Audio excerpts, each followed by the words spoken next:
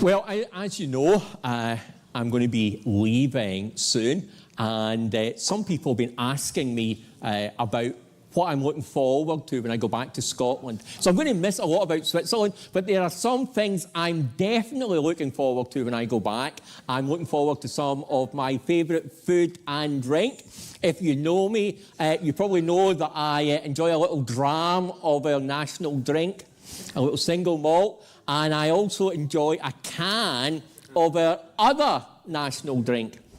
I have to be careful, my waist might start expanding because I was addicted to cheese and onion crisps.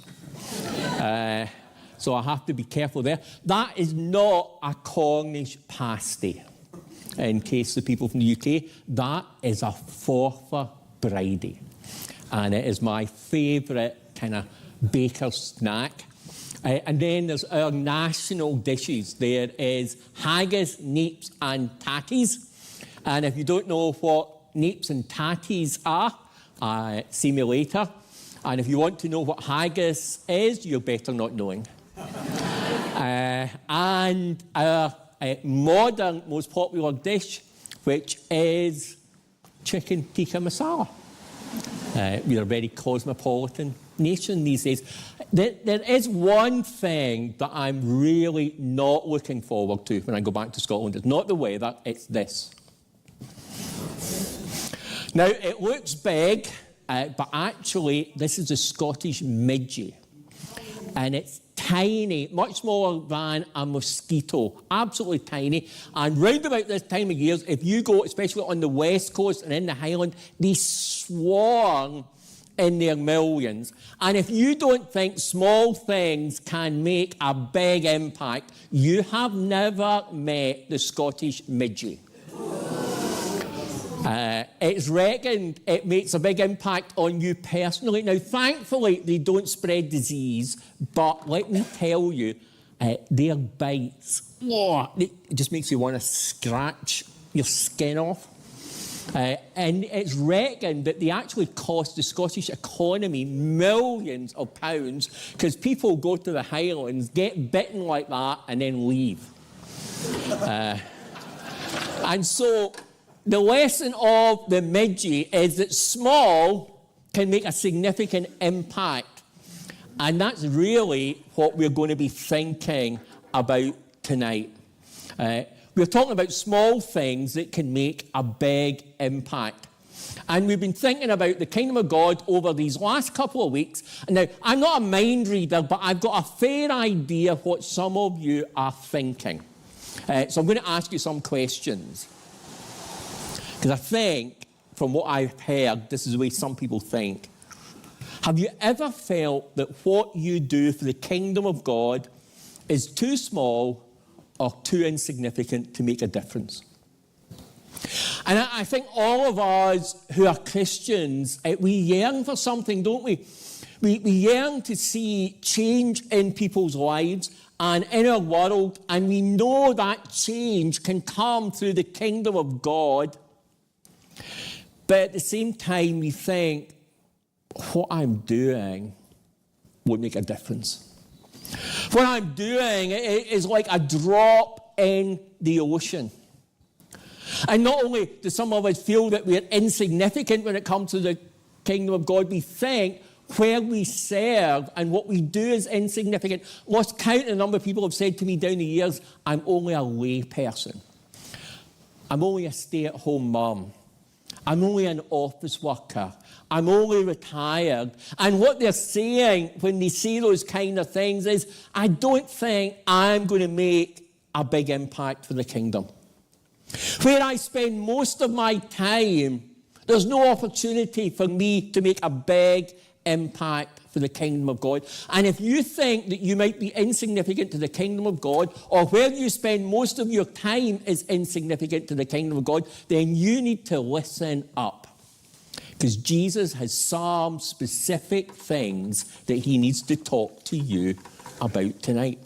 In that video, we were thinking, or Tom Wright was thinking about the fact that Jesus revolutionized how people thought about the kingdom of God. So if you read through the Gospels, Jesus is constantly speaking about the kingdom of God, and every time he does, it stokes controversy. And the controversy is about what kind of king and what kind of kingdom.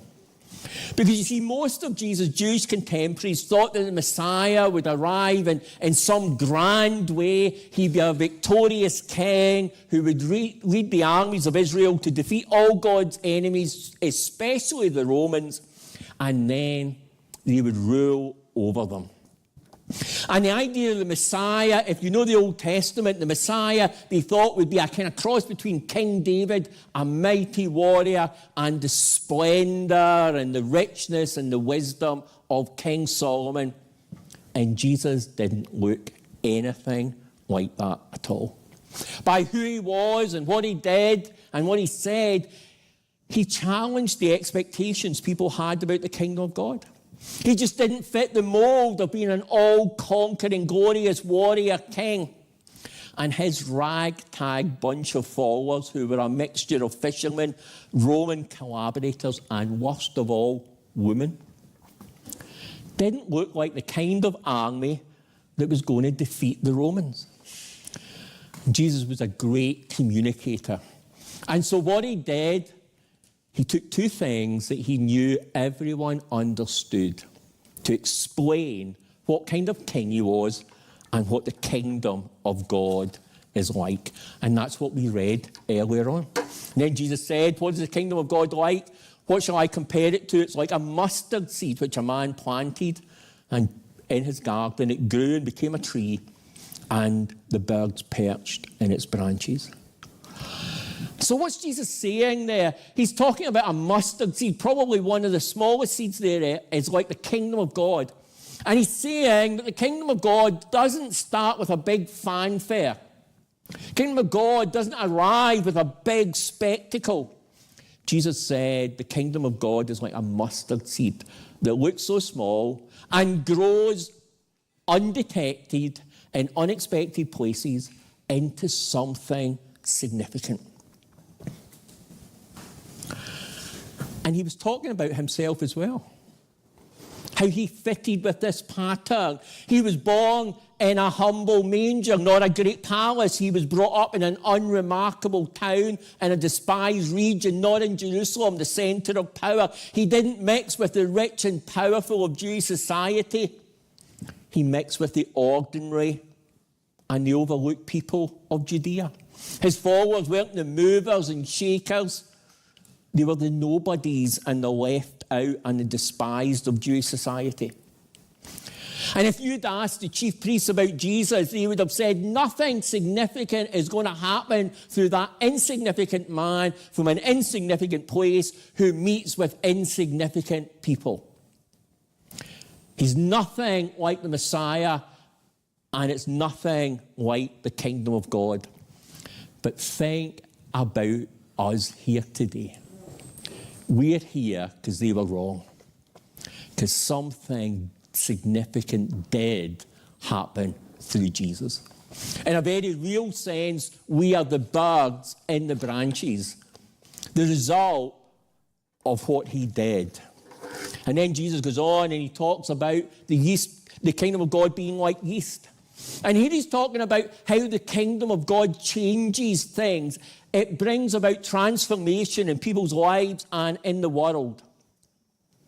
And here's the important point. Jesus is telling us that the kingdom of God comes not from the outside in, but the inside out. That's so important. The kingdom of God comes into our life, comes into our world, comes into our situation, not from the outside in, but the inside out. I think there used to be a kids' song about that.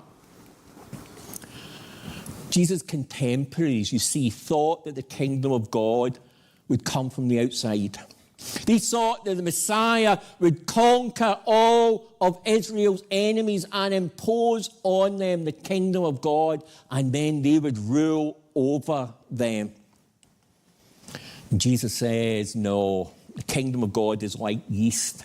Yeast is worked into the dough. It works from the inside out. Yeast doesn't work if you slap it on the outside of the dough. It has to work from the inside. Jesus' point is the kingdom of God doesn't work by imposition, but through transformation.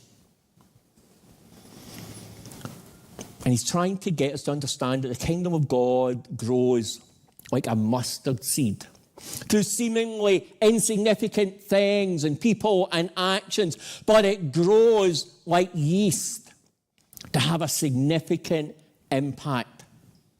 No wonder people say the kingdom of God is an upside-down kingdom. In the kingdom of God, what the world thinks is mundane becomes miraculous in its impact. And here's a big takeaway from today. The one thing that I want you to understand, why did Jesus put the mustard seed and the yeast together? Because he wanted us to understand that in the kingdom of God, small things can make a big impact. That's the message when we bring the mustard seed and the yeast together. Small things like a mustard seed can have a big impact like the yeast. The kingdom of God may often begin insignificantly, but it grows progressively and transforms powerfully. And what I want to tell you is this works. This is how God works in history as well as in our lives.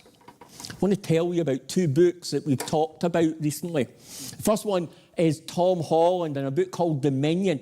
You remember we've talked about this. What we've said is Tom Holland, a secular historian, and he was an expert in the ancient world, the Greeks and the Romans.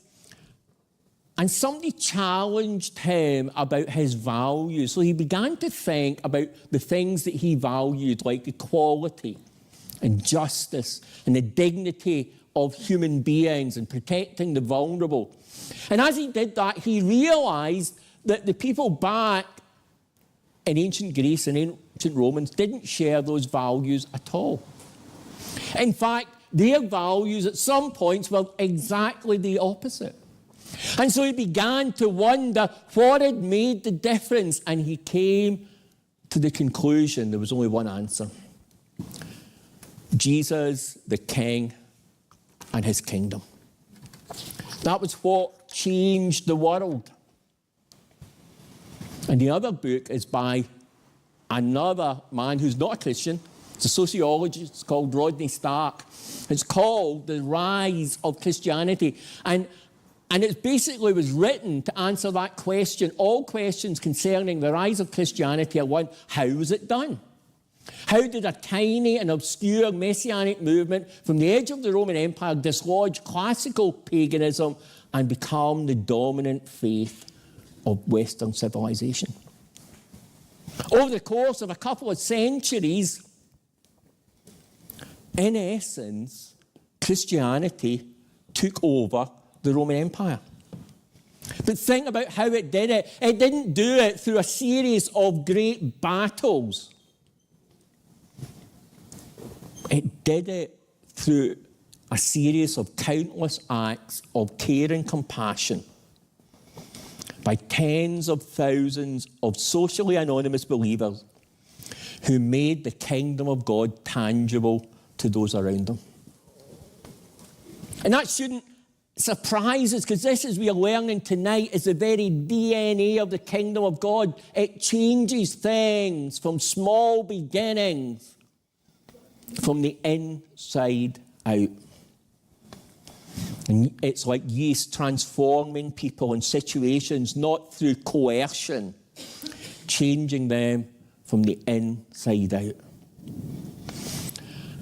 I've been studying church history for over 30 years, and here's what I've learned. Once in a while, God might advance his kingdom in a big way that will hit the headlines, but mostly God grows his kingdom through small but insignificant acts of kindness, love, acceptance, and compassion through his people. Acts that will never make the headlines, but will change lives. And that's kind of counterintuitive, isn't it? You see, I think we are conditioned by our world, and we're even conditioned in the church to believe that only big is beautiful. That to make a real impact, we need a big event or a big speaker or something big. And yet, Jesus' words that we're looking at today reminds me that the kingdom of God operates on a different principle, where it makes an impact through small, seemingly insignificant actions that grow to have the most profound and powerful impact. And Christianity didn't go viral in the Roman Empire because of big events. They didn't pop along to the local amphitheatre and hire it and have Paul or Peter preach. They couldn't. They were a barely tolerated minority, despised by most people. Big wasn't an option for them. So the gospel, the kingdom of God, infected Roman culture through countless acts of kindness, small communities like us incarnating God's kingdom, offering love and care and acceptance. And the kingdom of God grew not because of a group of gifted public speakers, but through ordinary believers sharing numerous small but significant acts of kindness and conversations with other people. And if what Jesus is teaching us is true, and if the lessons of church history we've just looked at is true, this has enormous implications for you. Here is what I think it means. In the kingdom of God, there are no insignificant people and no insignificant places. You might think that you're insignificant. You might think where you spend most of your time and serve God is insignificant. But Jesus teaches us that the kingdom of God, it's through seemingly insignificant people, serving in seemingly insignificant places, that make a significant impact. And whether you realize it or not, what you are doing counts in the kingdom of God. You might not think it does, but it is. When I studied in the US, we were privileged to go around and visit some of the biggest well-known churches to find out what they were doing. Some of these were enormous big churches. They were attracting huge crowds, really gifted big name speakers. It seemed to me that the congregations were often very passive. And a truth in some of them was that they'd really grown by attracting other believers, sheep shuffling. But then we were taken to visit a church that was different. It was big, but not as big as some of these others. But what really made an impact on me was the impact it was having on the community around it. It was seeing real change in people's lives and actually in the community.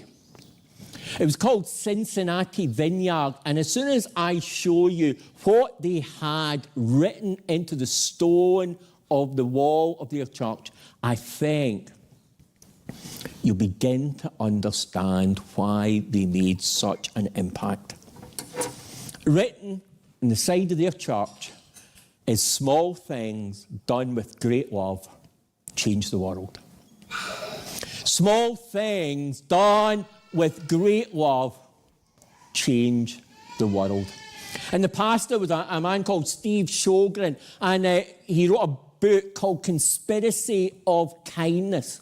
And what he said was he encouraged everyone in the church to do what we've been talking about tonight. To go out into the kingdom of God and make the kingdom of God come on earth as it is in heaven through them. To serve people with countless acts of care and kindness. And so We heard how they cleaned restaurant toilets. They dropped off food to families they knew were struggling. The young people mowed the lawns of elderly neighbours, and some people took them to the doctors. And through countless small things done with great love, people began to experience the kingdom of God on earth as it was in heaven. So at the end of this series, I have a question for you. I want to run it by you. It's a question made up of just two words. What if? What if Jesus was serious about the kingdom of God? What if we believed that small things that can cause significant transformation? What if we believed, like Cincinnati Vineyard, that small things done with great love can change the world for people and communities? What if we believed that what we do makes a difference? What if we became committed catalysts in the kingdom of God? What if we started a kingdom conspiracy of kindness? What if we were committed to doing small acts with great love in our families, in our offices, in our workplaces, among our friends, in our apartment blocks, in this town, among our neighbours? What if you built a reputation among the people that know you for being the kindest, caring person because you believe in a king and a kingdom? What if every day this week you prayed to the Lord, Lord, give me a chance to make your kingdom tangible to somebody. Lord, give me an opportunity this week to do something small with great love. And then you grasp that opportunity when it came. Listen, here's the message of the kingdom of God. Small goes viral in a way big never can. Small goes viral in a way that big never can. That's the lesson from the mustard seed and the yeast. The lesson from church history is a whole series of small acts done with great love can have a much bigger impact than one big one. And just look around at us tonight. Imagine the impact we could make if this week every one of us did just one act of kingdom kindness every day. How many people's lives could we impact for the kingdom of God? I have this written in my Bible. I don't know where I got it from. I wish I'd said it, so I'm going to say it now. Our job, your job, isn't really to do big things. It's simply to do the small things we see around us with great love. Trusting that God will take our small things and all the other small things that we don't see and weave them all together into a tapestry that announces his love for humanity and calls all people to new life under God, who is making everything new. And so I leave you with that question. What if?